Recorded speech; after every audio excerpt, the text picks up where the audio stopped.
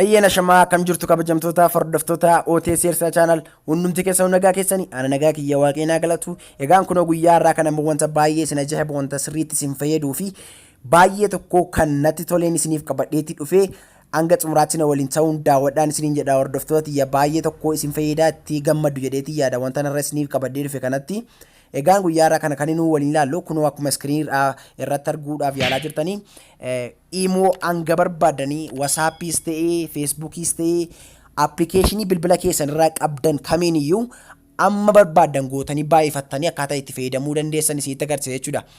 Kana jechuunis maal jechuu koodha yeroo baay'ee amma bilbila keenya irratti namoonni hundumti keenya iyyuu jechuudha. Imoos ta'ee WhatsAppis Facebookis jechuudha tokkuma tokko akkaawuntii tokko faana jechuudha kan inni fayyadamnu yoo akkaawuntii lama sadii qabaanne illee isa sana loogaawutii gooneetu jechuudha kan inni deebinee akkaawuntii kan biraadhaan immoo galaa turre jechuudha. Arraan kana immoo kan inni hambifannu jechuudha yeroo keenyas qusannee itti fayyadamee keenyas guddifanna jechuudha haalan isinitti agarsiisu guyyaa irraa kanaani akkamidha Facebookii tokko amma fakkeenyaaf bilbila keessan irratti ennaa qabaatanii Facebookii masana gosa 4 aga 5 hanga barbaadanitti 10 illee gootanii bilbila keessan irratti instaalii godhatanii jechuudha. Saniin booda akkaawuntii 4-5 yoo qabaatanii tokkoon tokko applicationii sana gidduutti akkaawuntii keessan erga guutanii booda akka barbaadanitti itti fayyadamuu ni dandeessu jechuudha. Warri WhatsAppis fayyadamuu barbaadanis imo barbaadanis akkanuma jechuudha. Akkaawuntii 3-4 warri qabdanii bilbiluma tokko irratti aappii 4 aga 5 bilbila keessan irratti fayyadamuu ni dandeessu jechuudha hordoftootiyya. Egaan akkamitti akkas godhachuu dandeenya kan jedhuu fi amma akkaataa itti hojjettanii isinitti agarsiisa. Dhumarratti immoo akkaataa ittiin install godhatan illee isinitti nan agarsiisa jechuudha hordoftootiyya. Egaan kunoo akkuma addanatti argaa jirtanii kan kiyya imo amma kana godhee baay'ifadheetiin jira.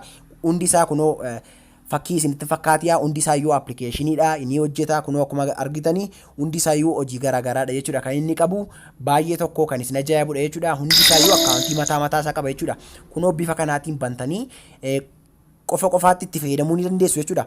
Egaan kunoo applicationii wayiitu jira jechuudha kan kana isiniif gochuu danda'u. Applicationii kunis maqaan isaa app clonerii kan jedhamu jechuudha. App clonerii kana Play Store keessatti in argattanii app clonerii kana description jala video jalaatiin in argattu waan ta'eef barreeffama video koorraa al tokko cuqaasuudhaan app kana linkii isaa argachuu ni dandeessu isiniin jedha hordoftootiyya. Egaan applicationicha keessa innaa seentanii bifa kanaatiinidha jechuudha kan inni isiniif banu. Jalqaba gaafa bantan bifa kanaatiin isiniif bana jechuudha. Saniin booda gaa wanti isin gootanii akka as keessa seentaniini wanti isin gootanii kunoo apps kan jedhu jira jechuudha. Apps kan jettu jirti isin apps kana jalaati bilbila keessan irratti kan argaman applicationii hunda isaa addan irratti waan isiniif fiduu fi as keessaa aappii 3-4 gootanii fayyadamuutii barbaadanii ni filattu jechuudha. Fakkeenyaaf isinitti agarsiisuudhaaf jechuudha meestii applicationii ma tokko iddoo 3-4tti qoonnee walumaan ilaallu fakkeenyaaf kunoo wall pixel kana iddoo kanarratti kana hin fakkeenya isiniif fudha imo baay'ifadhee waan jiruu fi isa kanarratti isinitti agarsiisa. Wall pixel kana amma fakkeenyaaf original isaa isa kanadha al tokkootiif itti cuqaastu jechuudha applicationii barbaadan sanatti saniin booda kunoo addanarraa raayitii kan jettu jirti raayitii kana cuqaastanii hojjechuu ni dandeessu. Yoo barbaadan garuu edit gochuuti yoo barbaadani kunoo maqaa applicationii sana fakkeenyaaf imo fayyadamaa jirtoote maqaa imo sana gara barbaadanitti gara maqaa keessanitti geeddaruu ni dandeessu. Kunoo name kan jettu jirti neemii kanarra cuqaasuudhaani wall pixel kan jedhu kanarra dhiisee Elsay nan jedha fakkeenyaaf maqaa makiyyaa nan galcha achi booda okay nan jedha. Inni kan biraan immoo kunoo iddoo kanarra cuqaasuudhaani wanta barbaaddan edit gochuu ni dandeessu. Wanta godhu kunoo bifa kanaatiin karalii isaa sana kan originaalaa wajjin akka waliin fakkaannee fi karalii isaa geddara dheetiin jira jechuudha kana cuqaasuudhaani amma bifa kanaatiin ergin okay jedhee amma immoo right nan jedha jechuudha iddoo kanarratti mallattoo right jirti right kana innaan cuqaasu bifa kanaatiin kana jechuudha kan inni gaafatu okay nan jedha jechuudha. Okay kan jedheeni kunoo clone app bundle kan jettu jirti kanatti cuqaastu jechuudha. Kunoo isaas tagartan kana cuqaastu saniin booda kunoo akkuma agartanii aga percentii dhibbaatti isiniif lakkaa kan agaanii obsitu jechuudha. Yoo baay'atee sekeendii 10 aga 20 jechuudha. Achi booda kunoo install app kan jettu jirti install app kan jettu kana naasin cuqaastanii kunoo applicationii mataa keessanii create gootan jirtu kunoo install gochuu qofaadha jechuudha. Install godhaati jira jechuudha hordoftootiyya akkuma argaati jirtanii kunoo gaa install godhee fixeetti jira applicationii kana yoon barbaade open godhee yoon banee appiin kun naaf banaa naafis hojjeta jechuudha. Kunoo akkuma agartanii baay'ee tokko saffisaan kan hojjetudha jechuudha.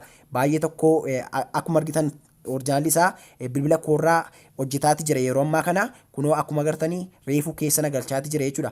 Oriijinaalli isaas yoo dhannee walumaan ilaallee kunoo addana irratti argama jechuudha. Oriijinaalli isaa kunoo iddoo kanattidha kan inni argamu. Meestii isaan amma hojjedhe immoo fidee walumatti isinitti agarsiisa. Kunooti jechuudha. Inni anamma kireetii godhe immoo kunoo wal biratti ilaaluu ni dandeessu jechuudha. Kunoo inni oriijinaalli isa kana fakkaata. Inni anamma kireetii godhadhee kan mataa kiyyaa isa kana jechuudha. Lamaan isaa iyyuu ni hojjeta jechuudha. Kunoo yoo agartanii inni Elsay jedhu kunis wall pixel kan jedhu kunis ni hojjeta jechuudha. Kunoo banee isinitti agarsiisuu nan danda'a. Kunoo akkuma agartanii inni kun oriijinaala isaati jechuudha. Inni kun immoo isa lammaffaa isaati jechuudha. Hordoftootiyyaa lamaan isaa iyyuu hojjetaa jira. Kanaaf egaa bifa kanaatiin appilikeeshinii barbaadan hanga barbaadan gootaniif baay'ifatanii itti fayyadamuu ni dandeessu jechuudha. Kun akkuma agartanii baak jedhee gara boodaa yeroo deebi'u appilikeeshiniin koonaa fida. Saniin booda kunoo feesbuukii yoo barbaade feesbuukii, iimoo yoo barbaade iimoo, amma fakkeenyaaf feesbuukii kana irratti galchee isiniif irra ni deebi'a. Kunoo akka barbaadanitti kana ni gaddartu isiniin jedheera. Achii booda kunoo meestii maqaa immoo nan geddara. Kunoosti laayituu kan jedhu kana lammaffaasa jechuudha. Kunoo okay nan jedha. Maqaa barbaadan ergi kennitanii fi raayit ni jettu jechuudha. Raayit akka jettaniin okay isin gaafata. Okay ni jettu iddoo kanarratti. Okay akka jettaniin isin dabarsa jechuudha. Continue jettu. Al tokko tokko innaan isin gaafatu. Continue jettanii bukkee dabartu. Sekeendii muraasa gidduutti kunoo install isin gaafata. Install godhattu jechuudha.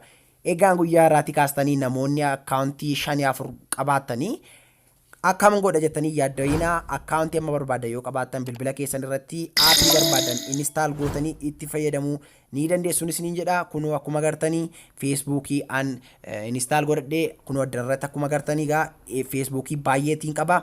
Isaan keessaa egaa kunoo wal biratti ni agartu jedheetii yaada. Feesbuukii oriijinaalaa fi feesbuukii isaan ofii kiyya kireetii godhe jechuudha. Lamaan isaayyuu ni hojjeta jechuudha. Hordoftootiyyaa bifa kanaatiin egaa hojjettu jechuudha. Wanta barbaadanii bilbila keessan irratti akka barbaadanitti itti fayyadamuu ni dandeessu. Daangaa tokko hin qabu. Aappii kiloonarii kana immoo buufadhaa baay'ee tokko isin fayyada isin gargaara. Oriijinaala isaa liinkii isaa jala isiniif kaayetiin jiran jedha. Egaan jalqaba gaafa appilikeeshinii kana keessa seentanii bifa kanaatiin isiniif bana jechuudha. Yeroo jalqabaa jechuun akka appilikeeshinii kana buufatanii install gootaniin aappii kiloonarii kana jechuudha. Bifa kanaatiin isiniif bana. Saniin booda kunoo garanatti erga akkas dabartanii booda finish kan jettu jirti. Finishii kana cuqaastu bilbila keessan irraa appilikeeshinii qabdan hundaa isin gaafata. Eeyyamallee yoo isin gaafate eeyyama kennuufii qabdu jechuudha. Halluu jettanii bukkee dabartu. Egaan takka install godhee waan jiruu fi waa tokko nan gaafatu jechuudha. Hordoftootiyyaa itti gammaddu jedheetii yaada. Hordoftootiyyaa akka itti gammaddanii fi akka dhiistanillee koomentii jala naaf kaan isin jedha. Hordoftootiyyaa sa'a muraasa booda immoo wanta baay'ee isin fayyadu kan biraadhaan walitti deebina. Ammas immoo nagaan naaf tura. Isinin jaalladha, isinin kabaja. Please like osoo hin godhiin hin bahinaan isinin jedha. Ciao.